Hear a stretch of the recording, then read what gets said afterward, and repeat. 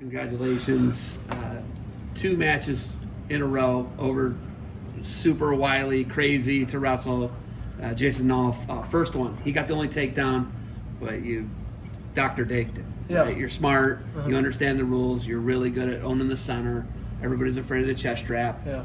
You outgame everybody. Yeah. How do you do that? Why are you such a genius when it comes to match strategy, mat IQ? It's just preparation, really. Belief in myself and belief in my coaches that I know what to do when I'm out there. And everyone's gonna have a different game plan coming in. And if you try to come attack me, gets my counter offense going, and makes it so I can score a lot of points. And Jason did a good job of keeping me off top. It's probably, I don't know how many, but a lot of my points come from parterre. So he had a good game plan, and going out and wrestling smart for 6 minutes is the key. Controlling center like you're talking about, controlling the tie, trying to control the pace. But he had a good game plan.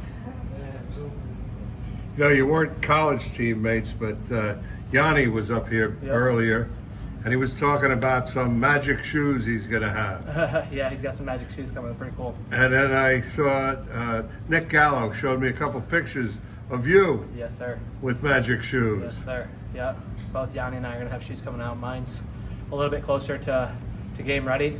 They're still working on his, but they're going to be pretty cool.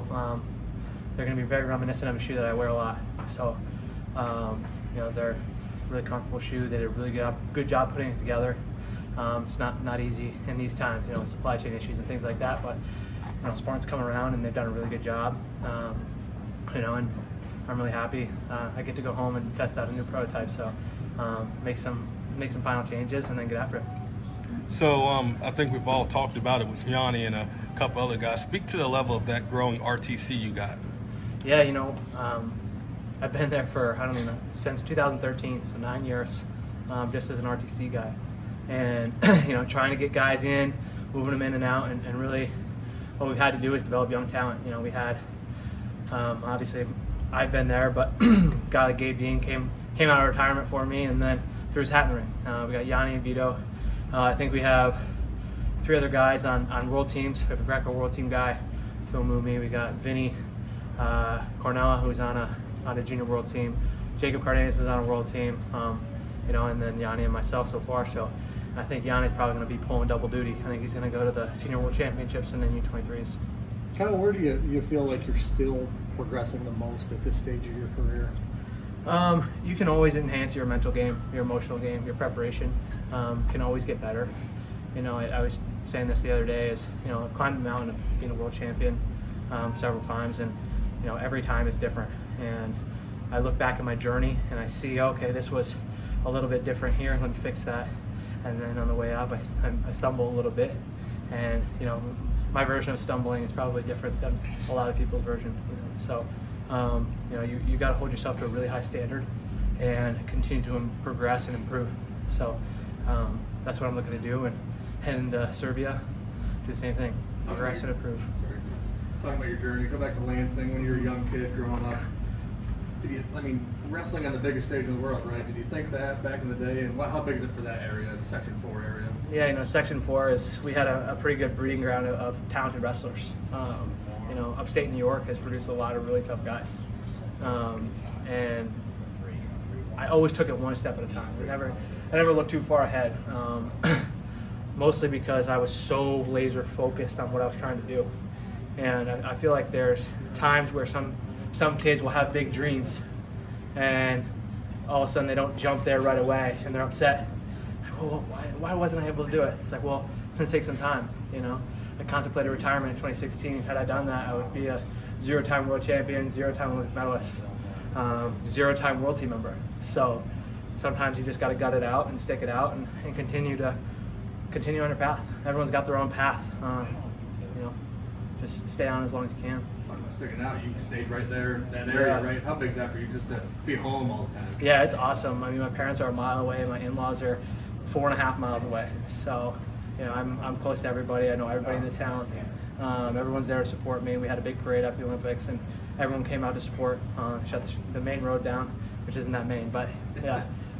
So being a part of Lansing, being a part of Section 4, being a part of that community, Ithaca community, Cornell community, has been really special for me.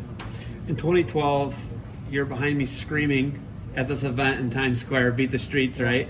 I don't know if you remember it. I don't know who I was screaming at. It was like Freyer bombed the Russian that was dude. probably, I remember that, and it was. You were right behind me. I was calling the match, and I remember that. But Beat the Streets, it's always like they bring it here. It's just Times Square, USS Intrepid, right? I think they did maybe Grand Central Station. Yeah, I wrestled there. I mean, you know what I mean? It's such a special event. You get the job done here.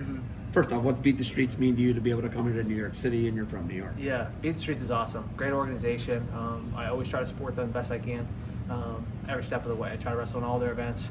Doesn't always happen, but I'm always trying to get out there and support. You know, it's done something incredible for inner city youth, and it's a shining star in the sport of wrestling. And you know, I can't thank the people who are behind the scenes enough, making it all happen. Because wrestling is, you know, it's a lifestyle. We talk about it all the time, and once you've wrestled, everything else is easy. But at the same time, it just gives you that skill to move forward and push through. You know, you're working a job that you don't really want to be on. You push through, and then after work, you push through and try to get your side hustle until you can be where you want to be. And I think that's what Beat the Streets is teaching these kids, to go out and pursue big dreams, and they're just given the opportunity. So big thanks to Beat the Streets. And no revenge chance for you. You talked about that, right? Yeah. No Russia. Who's the other one that's not? Belarus. Belarus, and that's the two guys ahead of you, right? Yep.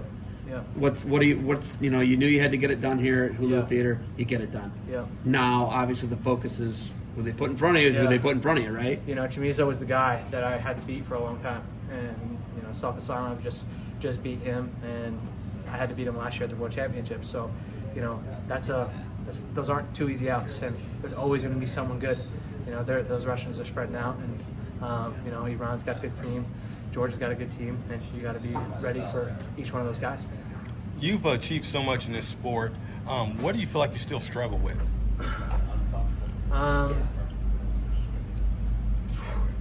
Matches are tough, man. You know, you go out and you want to perform your best, but it doesn't always happen, and you know, like, you just gotta roll with the punches, and you know, don't get discouraged on what you're doing, and you know, trust your coaches, and you know, don't try to jump ship when things get tough. Kyle, when you're in high school and college, all of us have had that experience. The age difference between the young guys and the oldest guy on the team might be 5 years. Now you're talking about your RTC, where you have a junior world teammate. Yep. Except, you know, forget about the physical part, because obviously you can still do that, but their life is so much different than yours. Yeah. How do you guys get along? Has that ever become an issue? You know, I feel like just being in the room keeps me young, and you know, I'm trying to think of the youngest guy we have on our team. I think I'm 14 years older than him, so there's quite a gap there. And obviously, I've grown. I got 3 kids. I got a beautiful wife and a wonderful family. So it's a lot different experience from what they're going through. And I try to help them along the way and say, hey, here's where I made mistakes. This is where I think that you could really excel if you decide to take these steps and go through it. And it takes a special type of person to want to go to Cornell, and then it takes a special type of person to be ultra successful at Cornell. And you're gonna have to make some sacrifices. You're gonna have to make some decisions on what you're doing, and you got to be really focused every step of the way.